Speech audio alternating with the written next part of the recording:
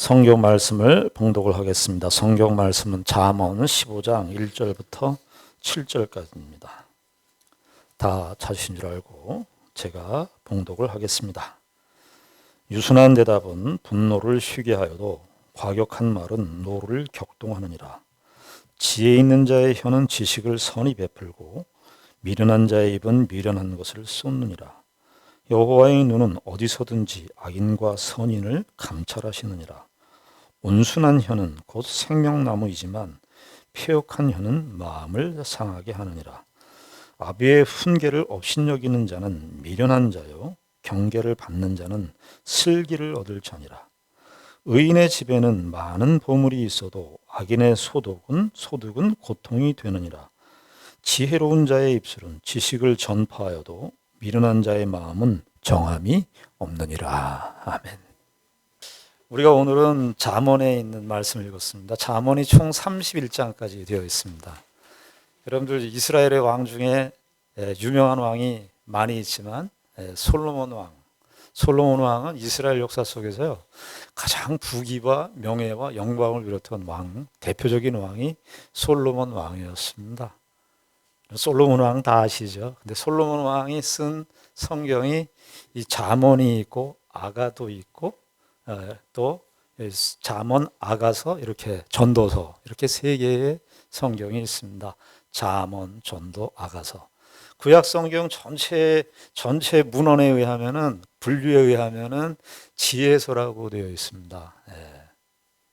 이 솔로몬이요 왜 지혜서를 썼냐 하면은 솔로몬이 자기의 명예와 최고의 부와 권세를 다 가져왔는데 거기에는 참된 행복이 없었던 거예요.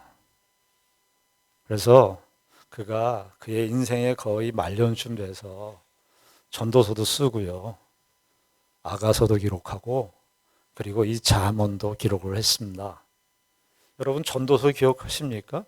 전도서가 어떻게 시작이 되나요? 헛되고 헛되며 헛되고 헛된 것이 모든 것이 헛되도다. 예수를 믿든 신자이든 아니든 간에 철학의 모든 철학자들이 인사이트를 얻는 아이들의 생각의 그 연결점들을 찾는 대표적인 그 성경이 이 전도서예요. 야, 이게 이런 내용이 있는가. 그런데 이 솔로몬 왕께서 또 쓰신 게 뭐냐면 잠언입니다. 여러분 잠언 읽어보셨죠?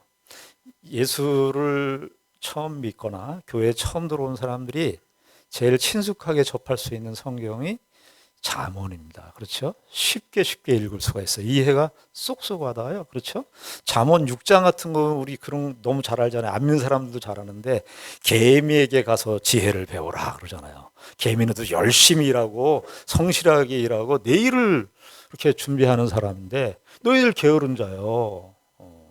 게으른 자요. 그런 말이 나오면서 성실하게 일해라. 우리가 그거 안 믿는 사람도 너무나 잘 아는 말씀입니다. 저는 어렸을 때 이 잠언이라는 것이 이 성경을 읽으면 잠이 오는 줄 알았어요. 잠자고 싶으면 이 잠언을 읽으면 되겠구나 그 생각을 했는데요. 이 잠은 그런 잠이 아니에요. 우리 한문으로 이게 잠언이라고 되어 있는데 이 잠은 무슨 말이냐면 대나무로 찌른다는 잠. 대나무로 찌른다. 바늘 잠자예요.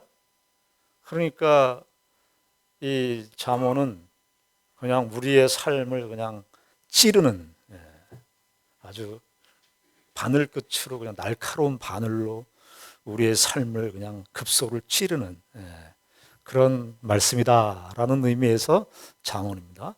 그런데 잠언은 그렇게 한문으로 번역한 것도 의미가 있습니다만은 잠언은요 원래 이제 히브리 성경에는 마샬이라고 하는 단어를 썼어요. 이 마샬이라고 하는 뜻은 어느 뜻에 더 가깝냐면요 비유에 가깝습니다. 비유. 여러분 마태 13장에 보면 예수님께서 비유 말씀하셨죠. 다들 그냥 이게 무슨 소린가. 마태복음 13장에 예수님께서 그 당시 때 사람들에게 하나님 나라를, 예수님께서 이 땅에 오실 때 하나님 나라를 증거하러 오셨어요. 이 땅에 있는 인간들에게 하나님 나라를, 하늘 나라를 소개해 주러 오신 거예요. 그런데 일반의 인식의 토대를 가지고는 하나님 나라를 설명할 수 없으니까 예수님께서 어떻게 설명하셨냐면 씨 뿌리는 비유. 그래서 마태복음에 7가지의 이 생활에서 나오는 그런 비유를 가지고 하나님 나라를 설명하셨어요. 씨는 뭐라 그러죠? 그때 예수님께서 씨는 하나님의 말씀이다. 그리고 밭은 뭐라 그러죠? 밭은 인간의 마음이다. 그러니까 쏙 와닿는 거죠. 하나님의 말씀은 씨를 뿌리는 것 같이 하나님의 말씀을 이렇게 씨를 인간의 마음에, 하나님의 말씀은 결국 인간의 마음을 향하고 있다. 마음을. 그런데 우리의 마음이 그 하나님의 말씀을 어떻게 받아들이느냐. 그것을 얘기하는 거예요. 그러니까 예수님께서 하나님 나라는 여기 있다, 저기 있다가 아니고 하나님 나라는 우리의 마음 속에, 하나님 나라는 우리의 마음 속에부터 시작되는 거예요. 하나님 나라, 교회도 하나님 나라지만은 하나님 나라의 제일 처음 시작은요, 우리 인간의 마음. 마음에서부터 하나님 나라가 시작이 되는 거예요. 그래서 예수님께서 그 천국 비유를 말씀하신 건데요. 거기 보면은 다 밭이 않아요. 4가지 밭이 나오잖아요. 마지막에 옥토와 같은 밭이 있는데, 그래, 그 마음만 하나님의 말씀을 받아요. 하나님 나라는 바로 그러한 나라다 하는 것을 씨 뿌리는 이런 비유를 통해서 농부가 씨를 뿌려서 걷는 게 한 200일 걸린다 그래요. 그래서 씨를 뿌려서 이렇게 그 씨가 이제 열매 맺고 하는 걸 보면, 결실을 보면 저기 옥토가 아니구나. 씨가 자라다가 죽고, 씨가 자라다가 조금 생명력이 있는 것 같은데 열매를 못 맺어요. 그리고 알고 보니까 땅을 파보니까 바위에 있는 거예요. 인간의 마음이 바위와 같다는 거예요. 인간의 마음이 바위와 같아서 처음에 하나님 말씀을 받을 때 즉시 기쁨으로 받는데, 알고 보니까 조금 지나니까 열매가 없어요. 어느 정도 시간, 농부의 마음에는 이 정도 씨를 뿌리면 어느 정도 되면 이제 그 열매가 나와야 될 텐데 열매가 안 나와요. 알고 보니까 그 밭이 바위에 바위. 그 인간의 마음이라는 겁니다. 그리고 어떤 씨를 또 뿌렸더니 가시떨기에 떨어졌어요. 가시떨기에 떨어지니까 열매를 맺을 틈이 없죠. 근데 그 가시떨기를 뭐라고 그러죠? 이 세상의 염려와 재물의 유혹이라고 얘기해요. 저와 여러분들의 마음은 지금 어떤 마음입니까? 여러분들 한 주일 동안 여러분들의 마음은 잘 관리하셨습니까? 우리 마음은 좀 어떻습니까? 여러분들의 마음은 세상의 염려와 재물의 유혹으로 여러분들은 자유로우신가요?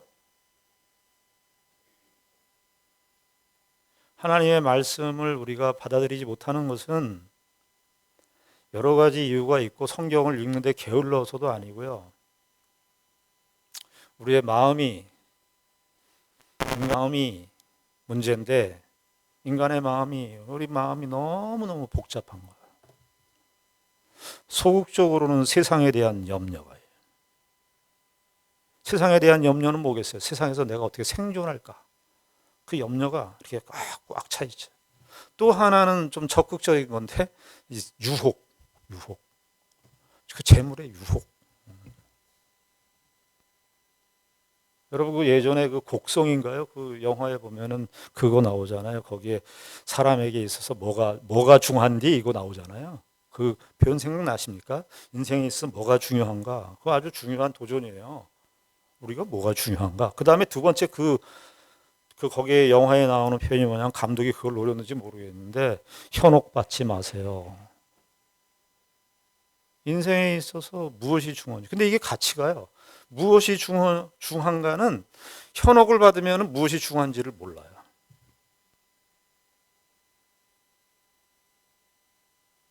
유혹이 있으면은, 세상에 대한 염려와 재물의 유혹이 이렇게 가득 차면은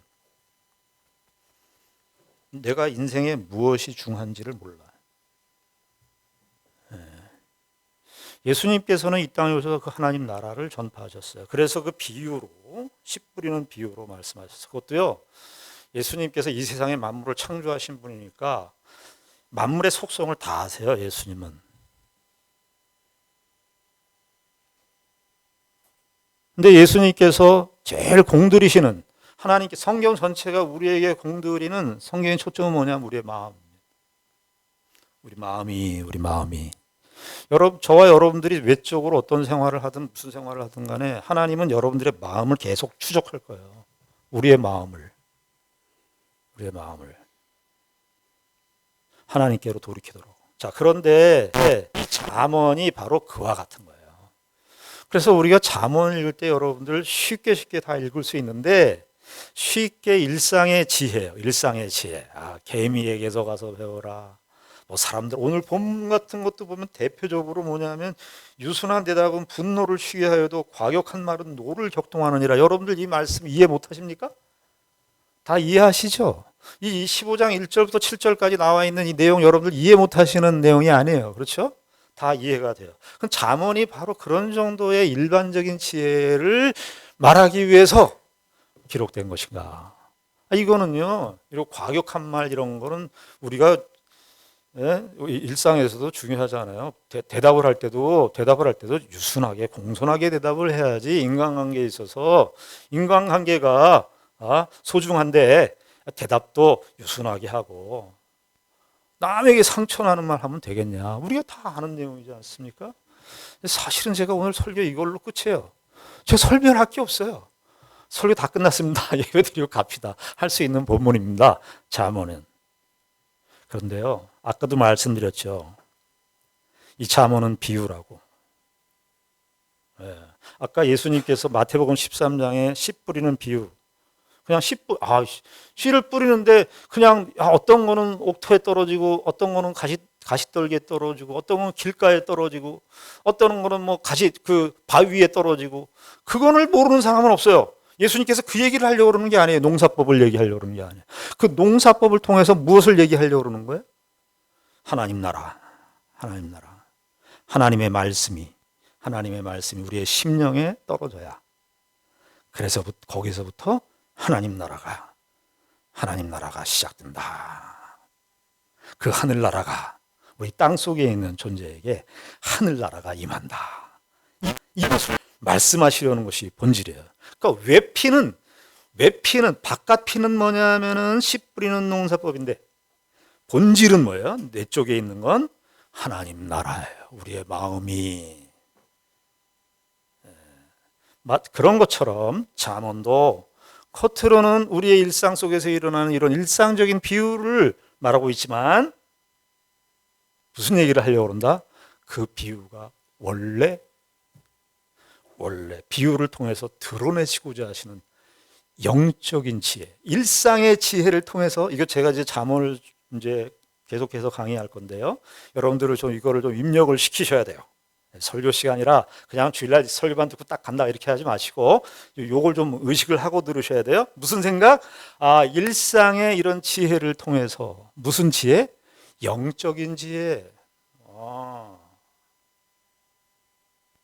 그 영적인 지혜를 우리에게 알려주려고 하는 거구나. 이래서 이 잠언의 이게 가장 중요한 특징이에요. 그래서 우리가 얼른 읽어보면은 그냥 일상의 일반적인 그런, 이건 뭐 그냥 도덕, 윤리책 같은 데서 다 나오는 거예요. 잠언 6장 같은 데 가면 보증 서지 말라 그런 거 나와요. 여러분들 보증 서지 말라 이런 거 일반적으로 다 얘기하지 않습니까? 보증 서지 마라. 어떤 분은 유언하면서 자식에게 보증 서지 마라 그랬다는데. 여러분, 그거는 일상에서도 다 있는 거예요. 그런데요, 그 예를 들어서 얘기하면, 그 보증 서는 얘기를 하면서 잠언의 저자는 무엇을 얘기하려고 그러냐 하면은 세상과 짝한다는 거예요. 보증 쓴다는 건 뭐죠? 그 보증 서는 사람과 운명이 같이 되는 거예요. 잠언은 바로 그런 일반적인 지혜를 통해서 보증수는 것은 단순히 그 사람에게 보증수 경제적인 책임을 져준다, 그런 일반적 교훈을 얘기하려는 것이 아니라 하나님의 백성들이 세상을 살아가면서 세상과 짝하지 말아야 되는데 세상의 정신, 세상의 가치, 세상이 말하는 행복이라고 말하는 것들, 세상이 말하는 이거는 꼭 있어야지 행복이라고 말하는 것들, 거기에 짝하면 하나님의 백성들의 운명이 그것 때문에 패망을 가져온다. 그 교훈을 잠언이라고 하는 일상의 비유를 통해서, 일상의 지혜를 통해서 무슨 얘기? 영적인 교훈, 하나님의 백성들의 삶의 교훈을 말해주고자 하는 것이 잠언입니다.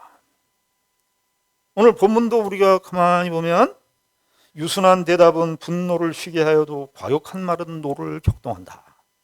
우리가 일상에서도 쉽게 우리가 이해할 수 있는 그런 내용입니다.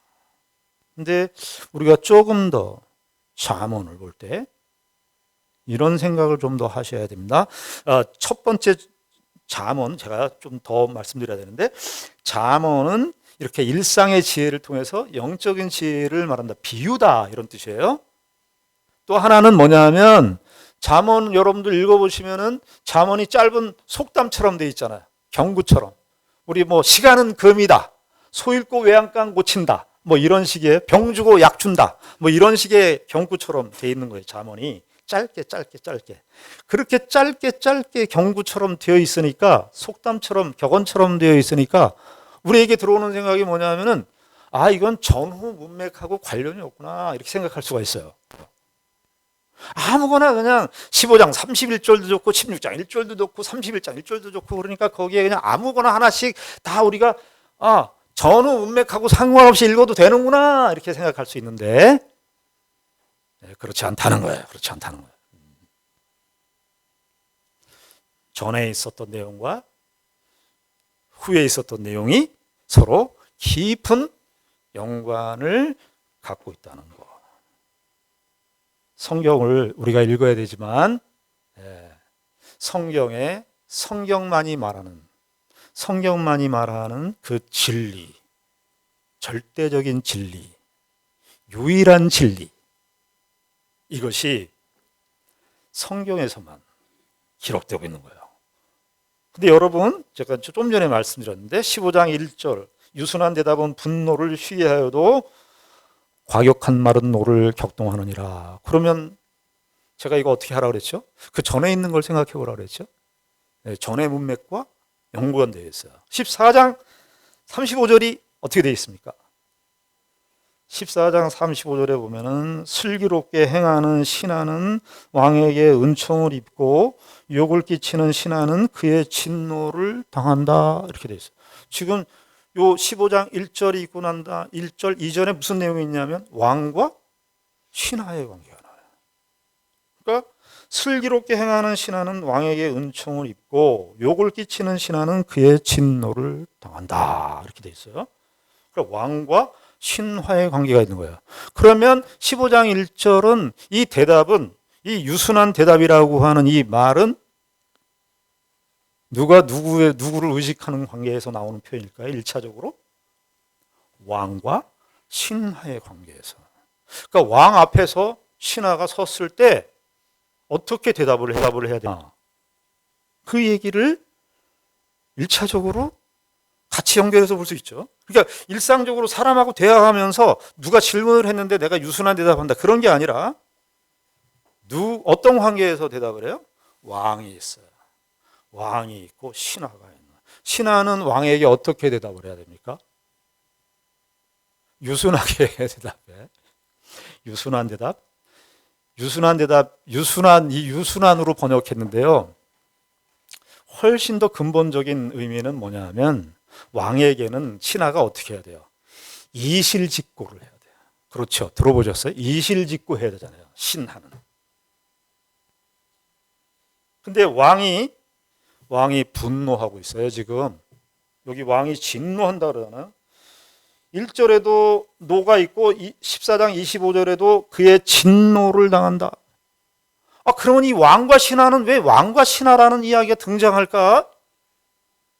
이 왕과 신하는 무엇을 염두에 둔 것인가?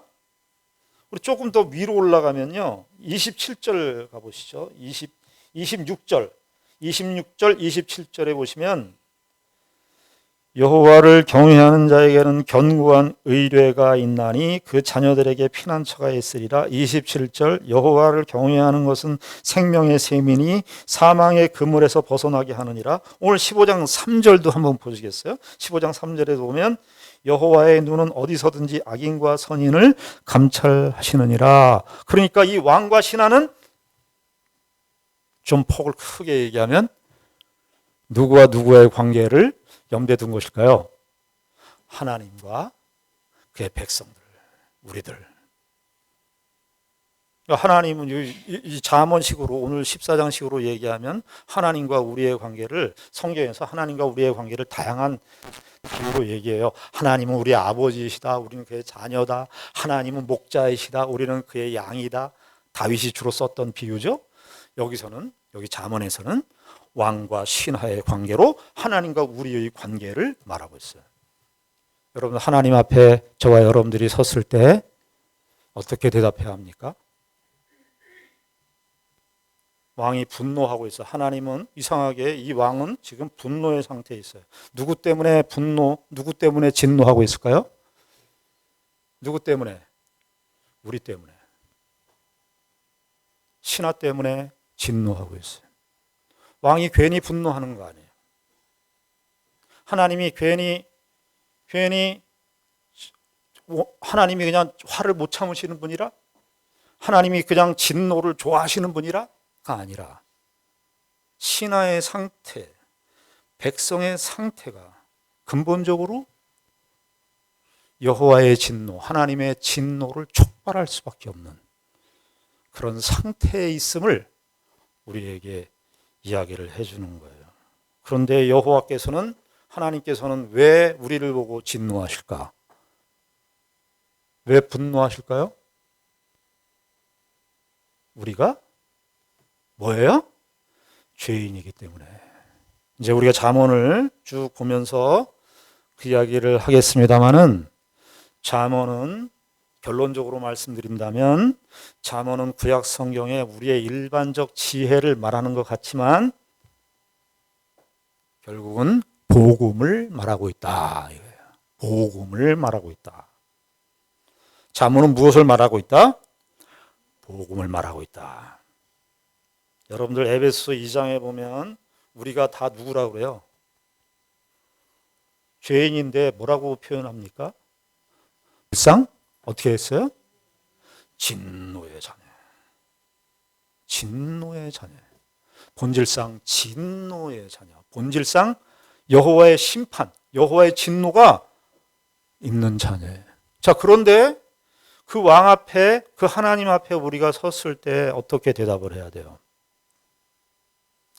죄인입니다. 불쌍히 여겨주십시오. 이 죄인된 상태에 있는 우리가 문제예요. 살 수 있는 방법은 뭐겠어요? 우겨 나 죄인 아니라고. 그게 과격한 말이에요.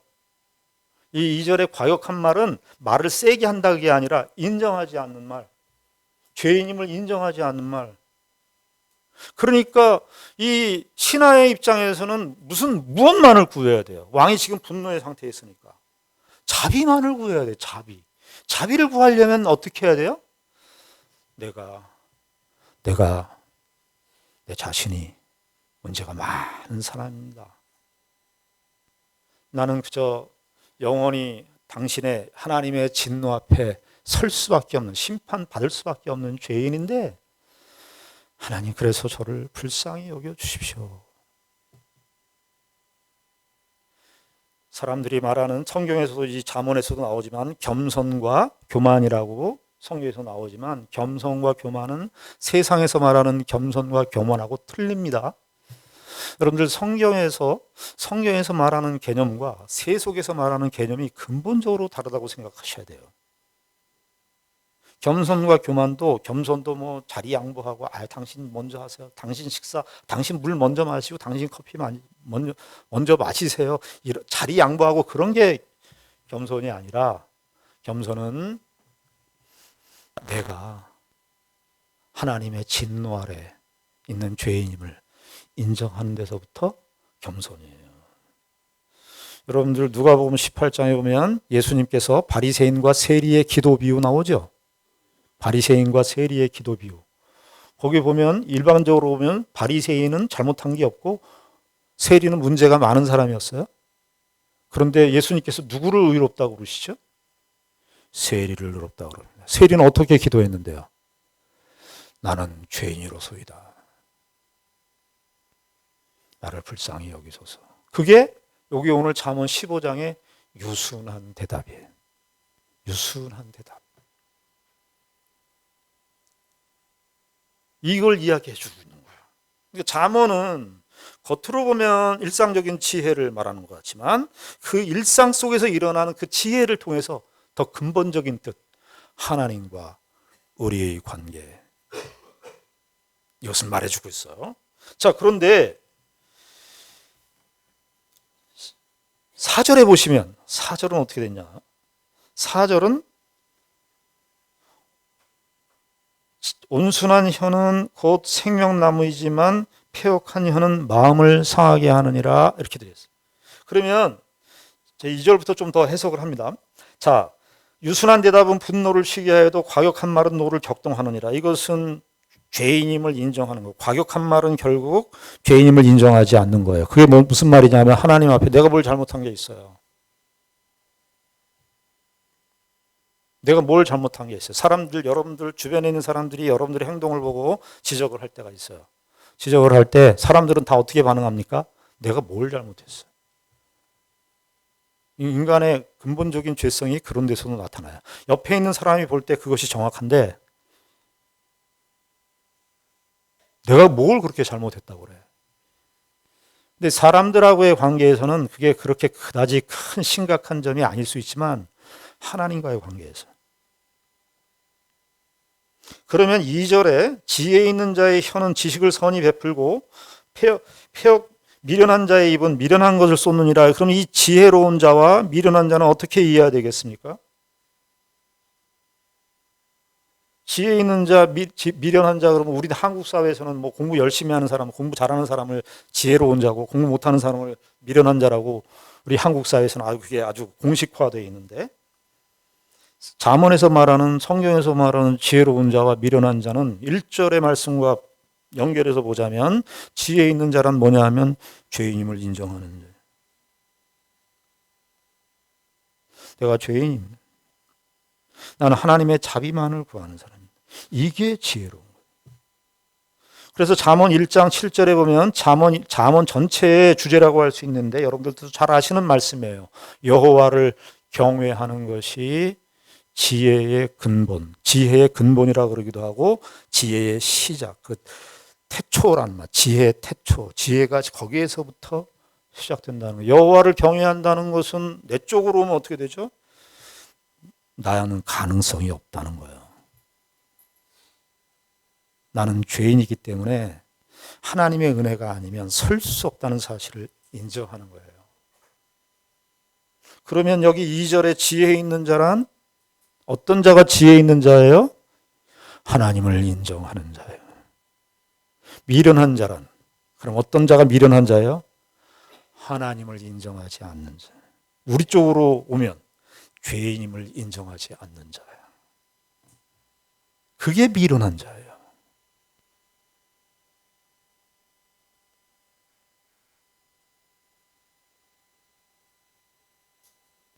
그리고 3절은 뭐겠습니까? 여호와의 눈은 어디서든지 악인과 선인을 감찰하신다는. 그런데 보니까 왕과 신하의 관계가 나왔는데 그 핵심이 나왔는데 여호와께서 우리를 감찰하신다는. 저 사람이 죄인임을 인정하고 하나님만을 참으로 경외하고 그분의 은혜를 의지하여 사는 자인지 아니면 자기의 의의를 따라서 자기가 가진 조건과 형편을 따라서 자기의 의를 추구하고 자기의 의만이 다라고 생각하고 사는지 하나님께서 여호와께서 감찰하신다는 거예요. 그래서 4절은 뭐냐? 4절은 온순한 혀는 곧 생명나무이지만 패역한 혀는 마음을 상하게 한다. 1절부터 3절까지는 이게 하나님과의 관계예요. 하나님 앞에서 우리가 어떠한 자세를 가져야 되는가? 하나님 앞에서 우리가 어떠한 자인가를 근본적으로 인정하는 그 하나님과의 관계를 말한다면 4절은 인간과의 관계를 말하는 거예요. 그런데 왜 성경은 하나님과의 관계를 말하다가 인간과의 관계를 말하고 또 인간과의 관계를 말하다가 하나님과의 관계를 말하는가? 왜 그럴까요? 왜 그렇죠? 하나님과의 관계와 인간과의 관계가 유기적으로 연합되어 있기 때문에 그래요. 우리가 출애굽기 배울 때 십계명에 있는 말씀을 배웠죠. 십계명이 크게 어떻게 되죠? 하나님에 대한 계명과 이웃에 대한 계명이에요. 하나님에 대한 계명과 이웃에 대한 계명이 분리되어 있습니까?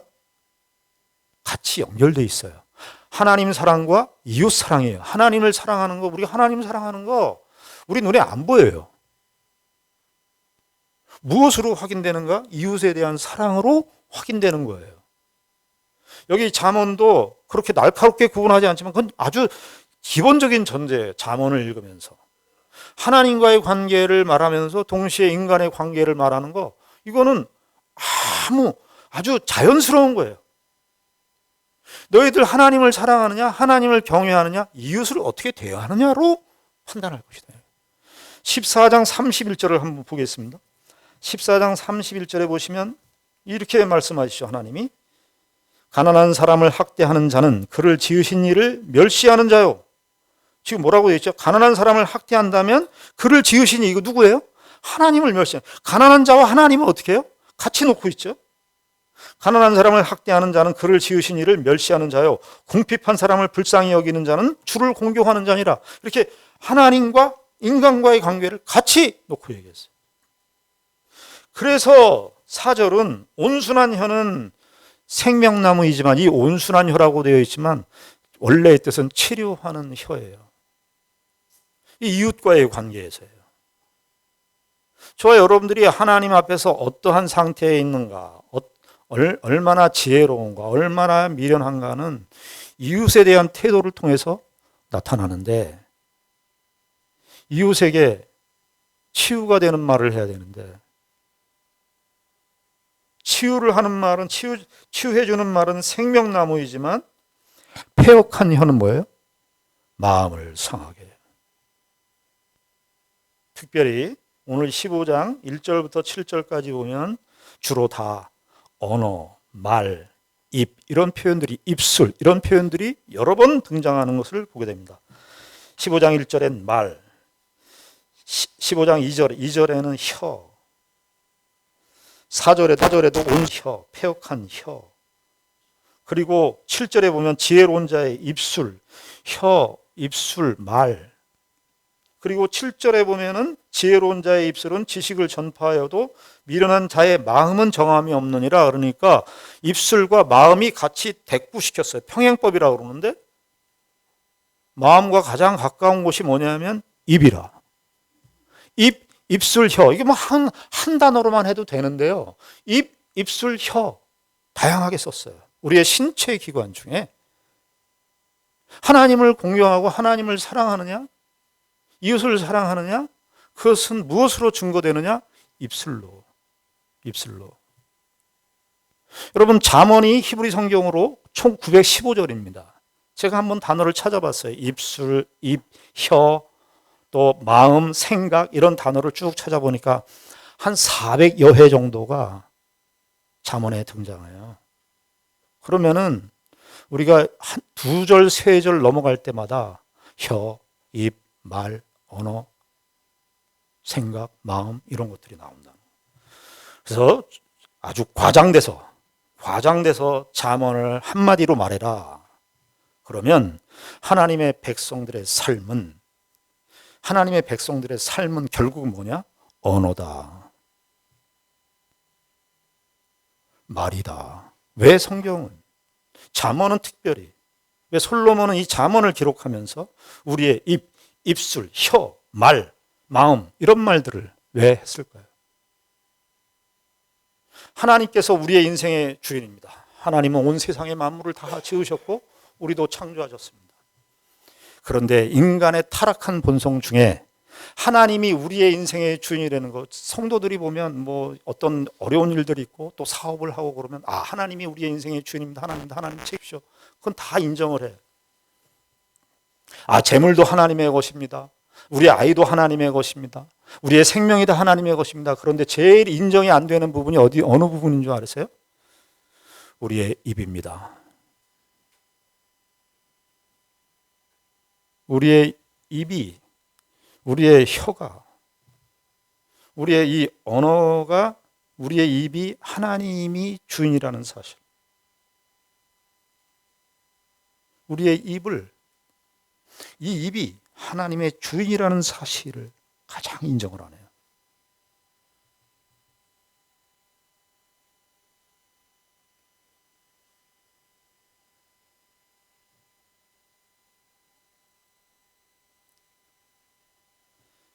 야고보서를 보시면 성경이 신약 기자들이 구약 성경을 인용할 때요. 구약 성경을 인용할 때 구조를 직접적으로 인용하는 경우도 있지만 구약 성경의 사상을 가지고 자기의 언어로, 신약의 기자의 언어로 표현하는 것이 있어요.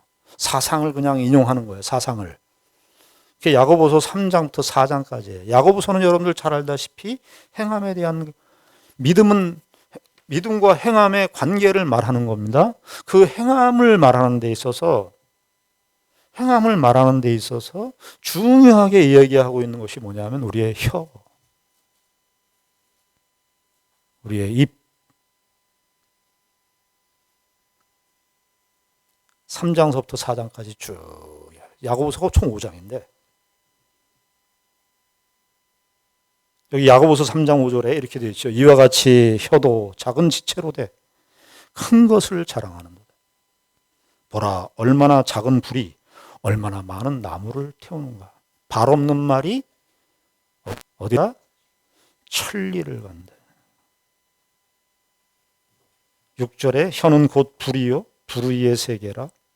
혀는 불이 됩니다. 우리의 혀가.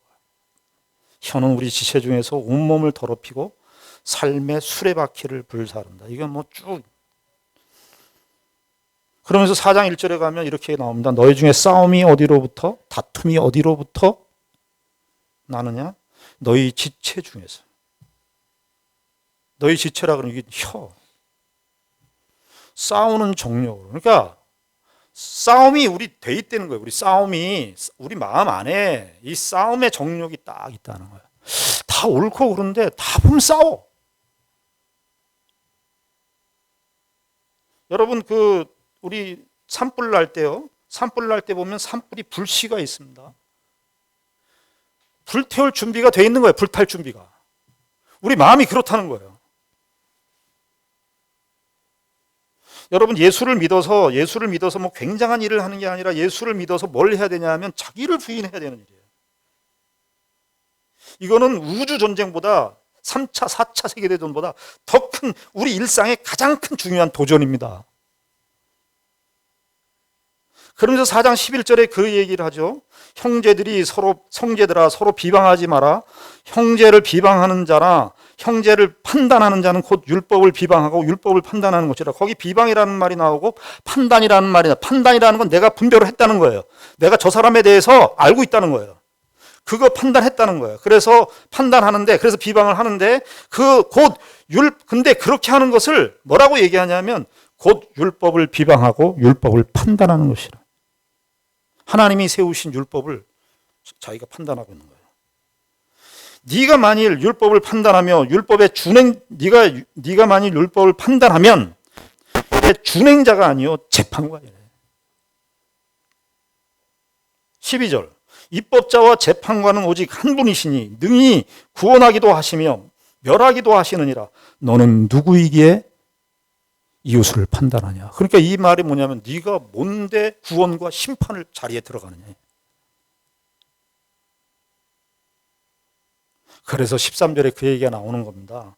들으라, 너희 중에 말하기를 오늘이나 내일이나 우리가 어떤 도시에 가서 거기서 1년을 유하며 장사하여 이익을 보리라 하는 자들아. 이게 뭐냐면 자기의 판단이 딱 서갖고 자기의 인생에 대한 그 판단의 그 전형적인 예를 제시해 주는 거예요.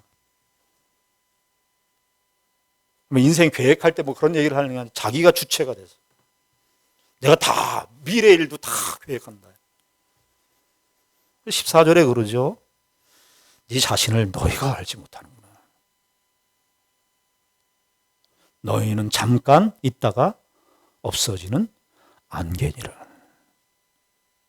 여러분, 우리가 잠언의 말씀, 하나님 앞에 유순한 대답을 하는 그 삶의 태도, 자세는 인간과의, 이웃과의 관계에서 나타나는데, 여러분들, 저와 여러분들의 삶 속에서 리트머스 시험지가 뭐냐 하면, 나는 정말 사람들에게 치유, 이 혀, 아까 치료하는 혀라고 그랬는데, 혀의 특성을, 아주 긍정적인 특성을 얘기해 주는 거예요. 긍정적으로는 이 혀는 사람을 치료할 수 있다.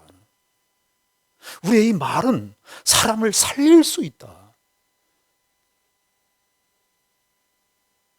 우리 모두가 하나님의